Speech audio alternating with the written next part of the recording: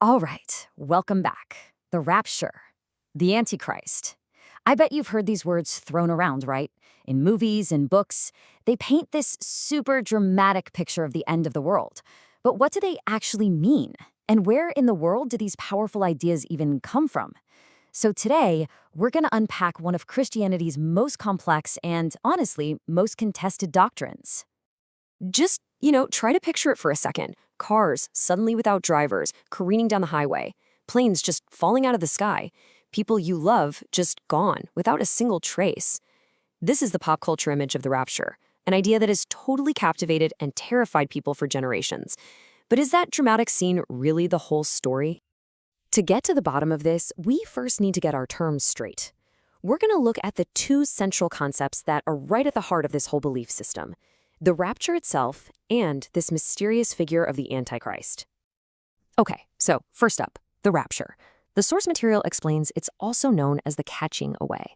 The core idea here is a sudden, miraculous event where believers are physically taken right off the earth to meet Christ, and in doing so, they get to escape a coming period of really intense suffering.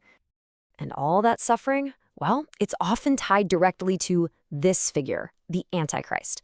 The idea is that before the final return of Christ, a really powerful and, super charming world leader is going to emerge. But all that charisma is just a cover, and his rise to power will actually plunge the world into total chaos and lead a whole lot of people away from their faith. So these are massive, world-altering ideas, right? But they didn't just pop up out of nowhere. They're actually built from very specific and often highly debated interpretations of biblical texts. For the rapture, the main source people point to is a passage in 1 Thessalonians, which talks about believers being caught up in the clouds to meet the Lord.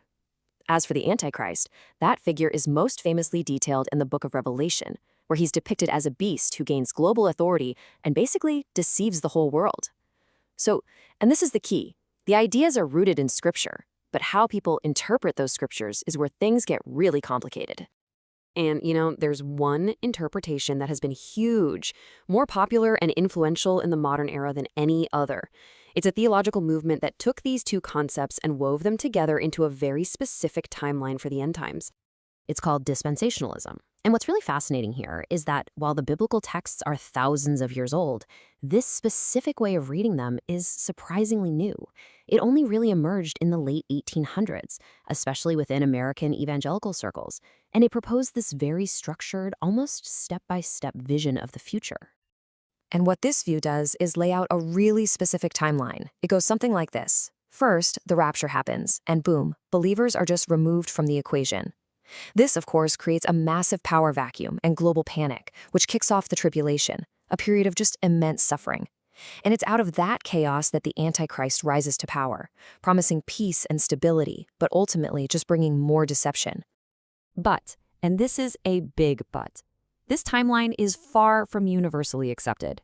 In fact, this specific doctrine is one of the most hotly contested ideas within Christianity, and it has sparked some pretty significant debate and criticism.